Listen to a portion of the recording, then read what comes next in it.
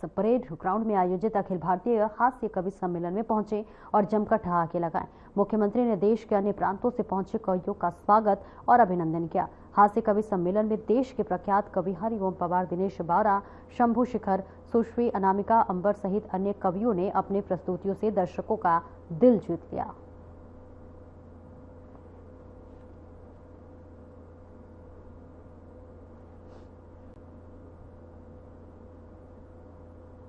तो देखिए तस्वीरें आपको दिखा रहे हैं जहां पर कवियों ने दर्शकों का दिल जीत लिया। यहां तमाम कवि पहुंचे हुए थे। अखिल भारतीय हास्य कवि सम्मेलन का कार्यक्रम हो रहा है और इस कार्यक्रम में तमाम लोग भी मौजूद रहे। जहां पर जो हास्य कवि थे उनके इस कार्यक्रम के दौरान तमाम बातों का जिक्र हुआ। इसी के साथ जो दर्शक थे वो मंत्रमुग्ध हो गए और एक पूरा जो माहौल था वो जरूर हास्यास्पद होता हुआ नजर आया। सभी लोगों को काफी खुशी और हर्षोल्लास के साथ इस पूरे कार्यक्रम में आनंद लेते हुए नजर आए, जहां पर कवियों ने दर्शकों का दिल जीत लिया। तस्वीरें आपको दिखा रहे हैं। यहाँ पर दूर दूर से कवि आए हुए हैं। अखिल भारतीय हास्य कवि सम्मेलन है जहाँ पर उन्होंने अपने इस कला के जरिए लोगों से के बीच समा बांधा और इसी के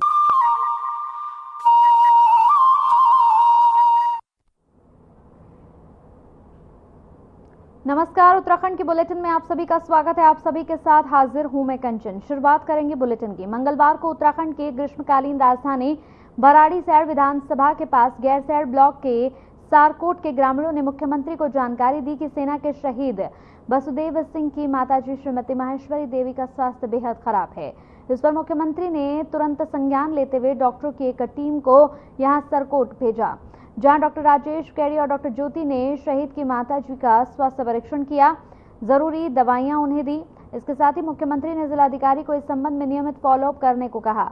जिलाधिकारी संदीप तिवारी ने कहा कि अगर शहीद की माताजी के स्वास्थ्य में सुधार नहीं होता तो जिला चिकित्सालय के विशेष डॉक्टरों की टीम जो है वो सरकोटी भेजी जाएगी, सरकोट भेजा जाएगा। गौरतलब है कि अभी हाल ही में मुख्यमंत्री के चमोली भ्रमण के दौरान गैरसैंण के सरकोट गांव के मुख्यमंत्री आदर्श गांव बनाने की कवायद को शुरू कर दिया गया।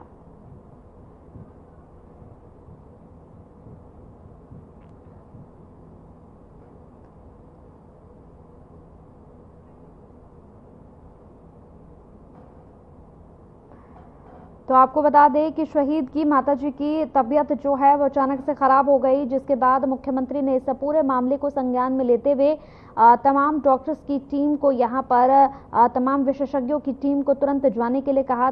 तुरंत जो है डॉक्टर्स की टीम यहाँ पर पहुंची। यहाँ पहुंचने के बाद शहीद की माताजी का यहाँ पर स्वास्थ्य परीक्षण किया गया। स्वास्थ्य परीक्षण करने के साथ ही जो जरूरी दवाइयाँ थी वो उनको दी गई है। शहीद की मां की हालत जो है वो बिगड़ी, जिसके बाद तुरंत मुख्यमंत्री ने इस पूरे मामले का संज्ञान लेते हुए जरूरी दिशा निर्देश दिए हैं।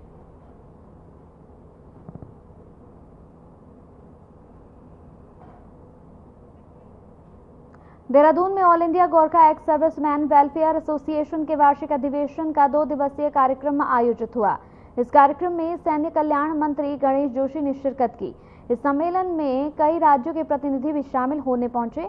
बता दें, मंत्री गणेश जोशी ने यहां पर अधिवेशन में हिस्सा लिया। विधायक निधि द्वारा टीन शेड और टाइल्स निर्माण कार्य का लोकार्पण किया। इस दौरान मंत्री गणेश जोशी ने लोगों को संबोधित भी किया।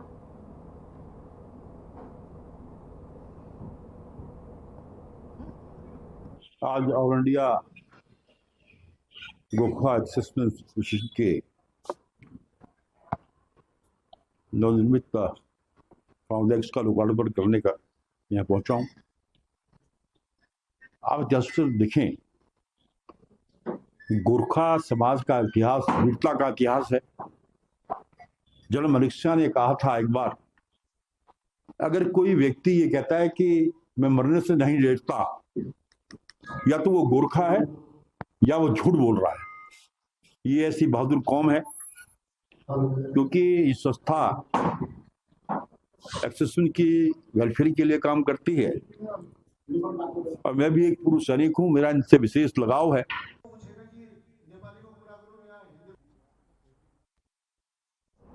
देहरादून में संविधान दिवस के मौके पर कैबिनेट मंत्री रेखा आर्या ने पवेलियन ग्राउंड से घंटाघर तक पदयात्रा की, जहां उन्होंने बाबा साहेब भीमराव अंबेडकर पार्क पहुंचे। बाबा साहेब की मूर्ति पर माल्यार्पण कर श्रद्धांजलि अर्पित की। इसके साथ ही मंत्री रेखा आर्या ने देश की युवा पीढ़ी को यहां पर संविधान की शपथ दिलाई। इसके अलावा उन्होंने नागरिकों को संविधान संबंध रहकर देश और प्रदेश की प्रगति में योगदान देने की अपील की। देखिए, आज हम सबके लिए बहुत गौरव का दिन है और ये गौरव का दिन हर एक भारतीय नागरिक को दिलाने का जिसने काम किया हमारे यशस्वी प्रधानमंत्री मोदी जी है, जिन्होंने इस विशेष दिन को यानी कि 26 नवंबर को जिस दिन संविधान को अपनाने का काम भारत ने किया है, उस दिन को संविधान दिवस के रूप में बाबा भीमराव अंबेडकर जी को ये दिन समर्पित किया है। मैं उनका बहुत अभिनंदन करती हूँ।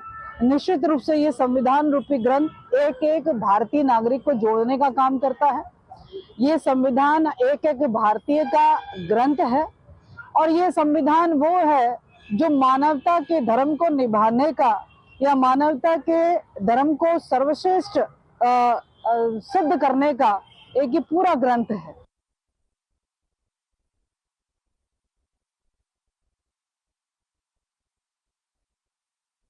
क्षेत्र में रोजाना नए शोध होते हैं, जिन्हें एक प्लेटफॉर्म देने के लिए उत्तराखंड में हर साल एक सम्मेलन आयोजन किया जाता है।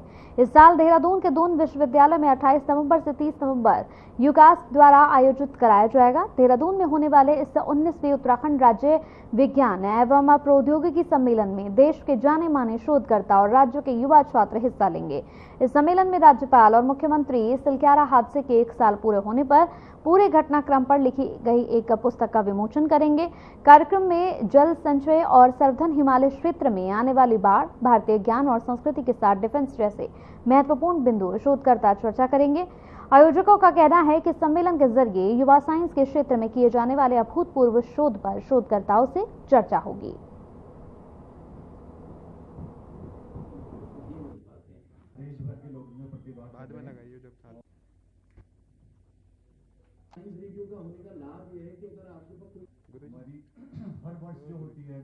ये 19वां है जो विज्ञान और प्रौद्योगिकी सम्मेलन राज्य में होता है और किसी भी राज्य के लिए साइंस, टेक्नोलॉजी, इनोवेशन सबसे महत्वपूर्ण है उसके डेवलपमेंट के हिसाब से। और वर्तमान युग में तो ये सबसे महत्वपूर्ण है जिस नॉलेज स्टेट की तरफ को हम लोग जा रहे हैं। तो ये 19वीं का आयोजन 28 तारीख से 30 तारीख तक किया जा रहा है नवंबर में और 28 तारीख को 3 से 5 बजे तक ये इसका इनॉग्रेशन का सेशन है जो सिलक्यारा का 1 वर्ष पूर्ण हुआ है उस विजय अभियान को समर्पित है, रेजिलियंस और लीडरशिप को समर्पित है और जितने उससे लोग जुड़े रहे हैं, संस्थाएं उससे जुड़ो।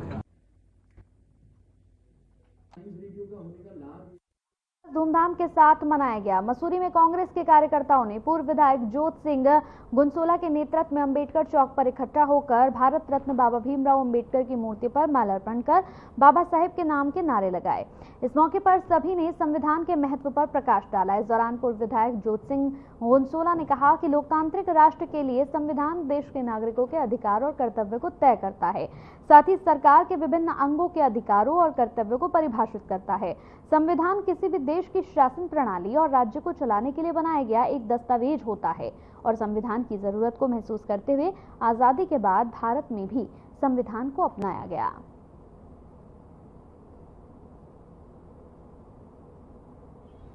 संसद के अंदर दोनों सदन और संसद के बाहर पूरे देश के अंदर संविधान दिवस को जो है कि आज मनाने का पूरा याद किया जा रहा है कि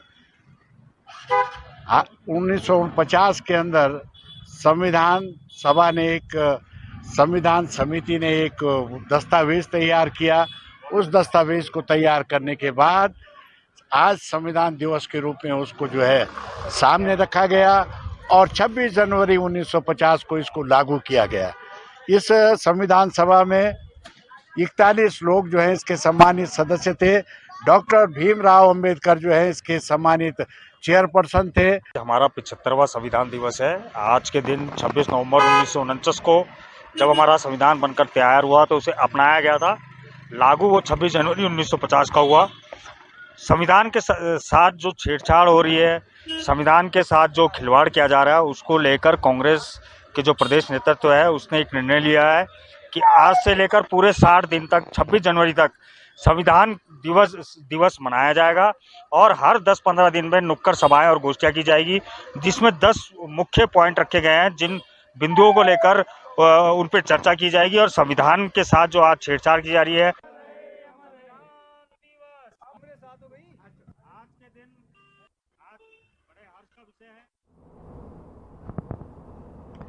संविधान दिवस के मौके पर जिले भर में सभी सरकारी संस्थाओं के अधिकारियों और कर्मचारियों ने भारत के संविधान के प्रति सत्यनिष्ठा की प्रतिज्ञा ली।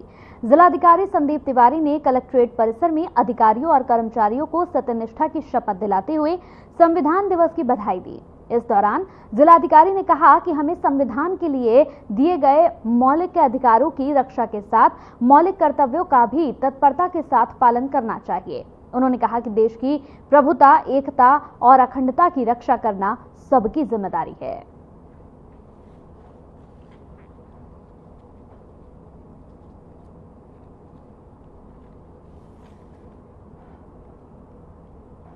हरिद्वार के रोशनाबाद पुलिस मुख्यालय में अपराध समीक्षा बैठक लेते हुए वरिष्ठ पुलिस अधीक्षक प्रेमेंद्र सिंह डोभाल थाना प्रभारी के यहां पर पेच कसे हैं। उन्होंने सर्दियों में लगातार रात्रि गश्त करने के साथ ही थाना वाहनों को भ्रमण करने के लिए थाना प्रभारियों को निर्देश दिए। लंबित मामलों के जल्द निस्तारण करने के निर्देश दिए। बेहतर कार्य करने वाले 24 पुलिस कर्मियों को सम्मानित किया। क्राइम मीटिंग में यहां पर एसएसपी प्रेमेंद्र सिंह डोभाल ने सैनिक सम्मेलन पुलिस जवानों की समस्याओं को जानने के बाद निस्तारण करने के निर्देश दिए। उन्होंने निर्देश देते हुए कहा कि न्यायालय से प्राप्त होने वाले आदेश निर्देशों का सभी क्षेत्र अधिकारी और थाना अध्यक्ष प्राथमिकता के साथ यहां पर पालन करवाना सुनिश्चित करें।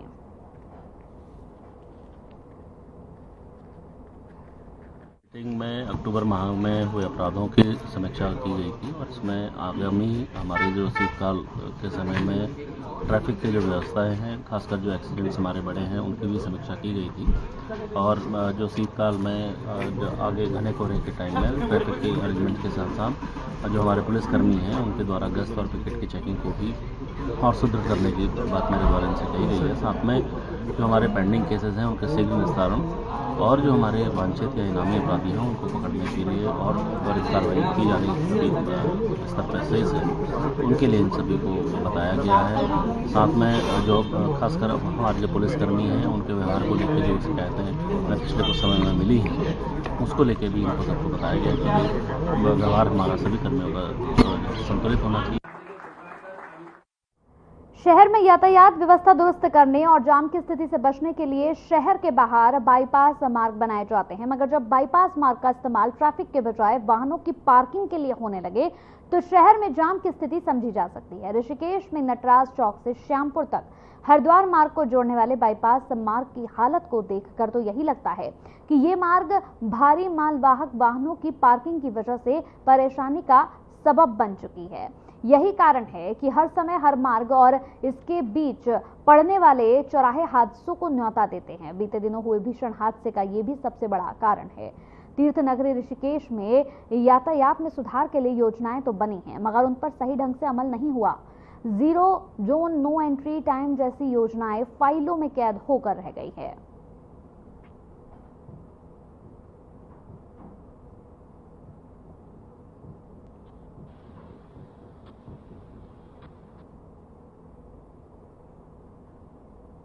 मसूरी के municipal post graduate MPG college से अजीब मामला देखने को मिला, जहां पर प्रिंसिपल और senior teacher doctor Shalini Gupta के खिलाफ सोशल मीडिया पर अभद्र टिप्पणी की गई। प्रिंसिपल और सीनियर टीचर ने बताया कि करण कसाना नाम का एक व्यक्ति है, उसके खिलाफ अपमानजनक टिप्पणी करते हुए यह आरोप लगाया कि उन्होंने राष्ट्रीय मूल्यांकन और यहां पर प्रत्यायन परिषद यानी कि NAAC के कार्यों को पूरा करने के दौरान शिक्षकों और कर्मचारियों का उत्पीड़न किया है।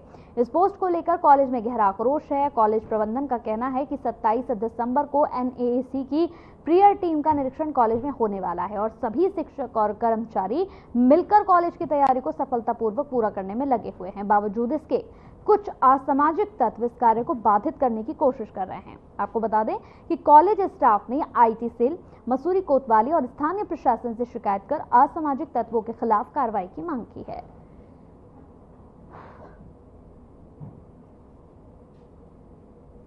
अभी मेरे नॉलेज में अभी आया, फेसबुक को देख करके मुझे किसी ने भेजी तेरी पोस्ट कि उसमें मेरा नाम लेकर के लिखा जा रहा है कि हम लोगों से ज़बरदस्ती काम करा रहे हैं नैक के नाम पर और उत्पीड़न कर रहे हैं उनका।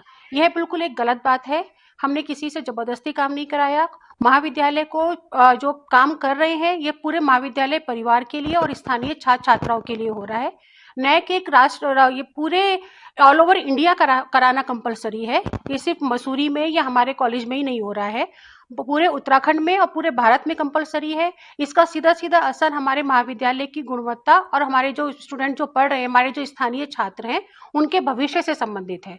सोशल मीडिया के माध्यम से हमें अवगत हुआ है कि किसी करण कसाना नाम के व्यक्ति ने हमारे ऊपर एक आरोप लगाए हैं और डॉक्टर शालिनी गुप्ता का भी नाम लिया है, जो कि ये हमें हतोत्साहित करने की बात है।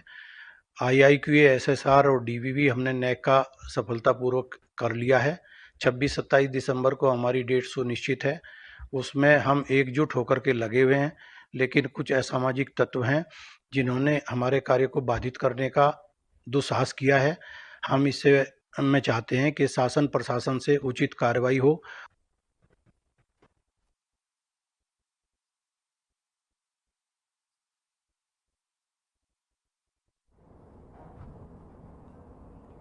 वहीं 26 नवंबर को देश में संविधान दिवस मनाया जा रहा है। ये दिवस महत्वपूर्ण दिन है। ये भीमराव अंबेडकर को संविधान निर्माता के रूप में याद किया जाता है। ये दिन हमें हमारे संविधान की याद दिलाता है। ये दिन हमें संविधान के महत्व को समझने का मौका देता है। वहीं संविधान दिवस के मौके पर प्रदेश कांग्रेस कार्यालय में कांग्रेस के वरिष्ठ नेताओं और कार्यकर्ताओं ने बाबा साहेब डॉक्टर भीमराव अंबेडकर की प्रतिमा पर पुष्प अर्पित कर उन्हें भावभीनी श्रद्धांजलि अर्पित की और उन्हें याद भी किया। तरफ से ऐतिहासिक दिवस हमारे लिए संविधान दिवस पे संविधान निर्माता बाबा भीमराव अम्बेडकर को हमने श्रद्धांजलि उनको याद किया। उन्होंने देश को एक ऐसा ग्रंथ दिया जो रामायण महाभारत से किस तरह से पवित्र कम नहीं है। हमारे सबसे बड़े लोकतांत्रिक देश को लिखित संविधान देना अपने आप बड़ी उपलब्धि है। दुनिया के बहुत देश हैं, बड़े देश हैं, बड़े अग्रगण्य देश हैं, लेकिन उनका लिखित संविधान नहीं है, मौखिक है। लेकिन सारे देशों का अध्ययन करने के बाद बाबा साहब ने, जो कि विलक्षण प्रतिभा के धनी थे, पढ़ने से लेकर आगे तक, इसलिए वहाँ के बड़े लोगों ने इनको शिक्षा के लिए बाहर भेजा। उन्होंने देश को ऐसी एक अमूल्य निधि दे दी, जैसे हिंदू धर्म में गीता महाभारत रामायण को माना जाता है, उस तरह से देश के लिए संविधान है जहाँ ऊंच नीच का बराबर का सबको बराबर का अधिकार दिया गया।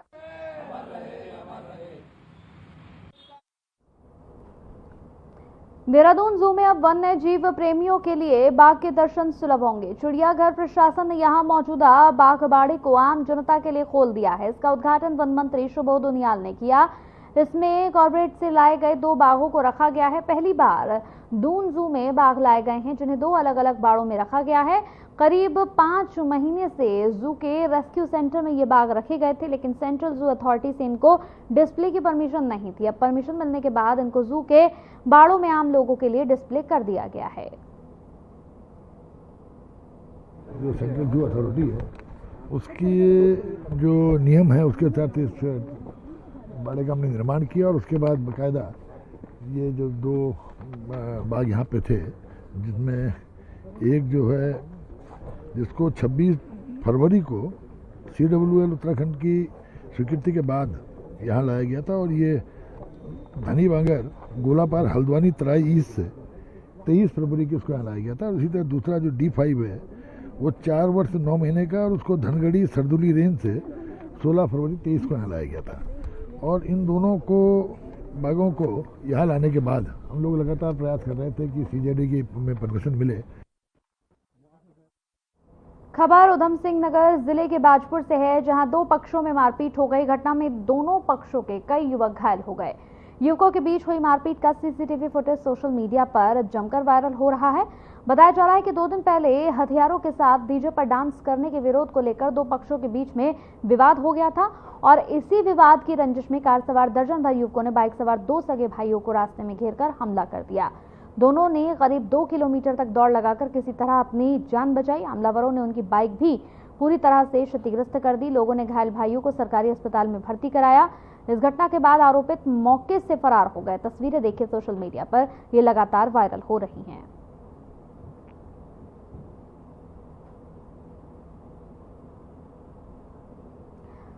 उत्तराखंड के रुद्रपुर से स्कूटी लूटने का अनोखा मामला सामने आया, जहां सिडकुल की एक कंपनी में सुपरवाइजर का काम करने वाला रणधीर पर बीती रात चोरों ने धावा बोल दिया। दरअसल रात को कंपनी जाने के लिए जब रणधीर स्कूटी से निकला तो नजरें टिकाए बैठे चोरों ने रणधीर को चारों तरफ से घेर लिया। इसके बाद चोरों ने रणधीर के साथ मारपीट की और उसकी स्कूटी लेकर भाग गए। घटना की सूचना मिलते ही मौके पर पहुंची प्रभारी प्रदीप कुमार पुलिस फोर्स के साथ पहुंचे, पीड़ित से घटना के बारे में जानकारी ली और इसके बाद सीसीटीवी फुटेज पुलिस खंगालने में जुटी हुई है। ये थाना पंतनगर के क्षेत्र की घटना है, जिसमें 3 व्यक्तियों के द्वारा एक व्यक्ति की स्कूटी जो है वो लूटना प्रकाश में आया था। तो इसमें वादी की तहरीर के आधार पर सुसंगत धाराओं में अभियोग पंजीकृत कर दिया गया है और इसमें 2 टीमें हमारे द्वारा लगाई गई हैं जो लगातार सीसीटीवी देख रही हैं और इस जो अभियुक्तों को ट्रेस करने का काम कर रही हैं। हमें उम्मीद है जल्द इसमें हमें सफलता प्राप्त हो। शहर में यातायात व्यवस्था दुरुस्त करने और जाम की स्थिति से बचने के लिए शहरों के बाहर बाईपास मार्ग बनाए जाते हैं, मगर जब बाईपास मार्ग का इस्तेमाल ट्रैफिक के बजाय वाहनों की पार्किंग के लिए होने लगे तो शहर में जाम की स्थिति समझी जा सकती है। ऋषिकेश में नटराज चौक से श्यामपुर तक हरिद्वार मार्ग को जोड़ने वाले बाईपास मार्ग की हालत को देखकर यही लगता है कि ये मार्ग भारी मालवाहक वाहनों की पार्किंग की वजह से परेशानी का सबब बना हुआ है। यही कारण है कि हर समय ये मार्ग और इसके बीच पड़ने वाले चौराहे हादसों को न्योता देते हैं। बीते दिन हुए भीषण हादसे का ये भी सबसे बड़ा कारण है। तीर्थनगरी ऋषिकेश में यातायात में सुधार के लिए योजनाएं तो बनी हैं, मगर उन पर सही ढंग से अमल नहीं किया जा रहा। 0 जोन नो एंट्री टाइम जैसी योजनाएं फाइलों में कैद होकर रह गई हैं।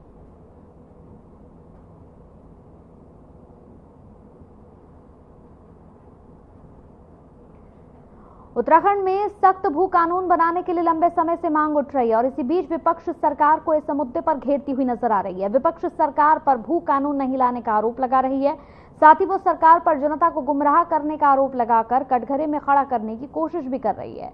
वहीं दूसरी ओर बीजेपी ने भी विपक्ष पर इस मुद्दे को लेकर कटाक्ष किया। बीजेपी के मीडिया प्रभारी मानवीर चौहान ने कहा कि प्रदेश सरकार प्रदेश के हित में कार्य कर रही है और जल्द ही प्रदेश को सशक्त भू कानून भी मिलेगा, जिसके लिए सरकार पूरी तैयारी में है। साथ ही आने वाले बजट सत्र में इस सदन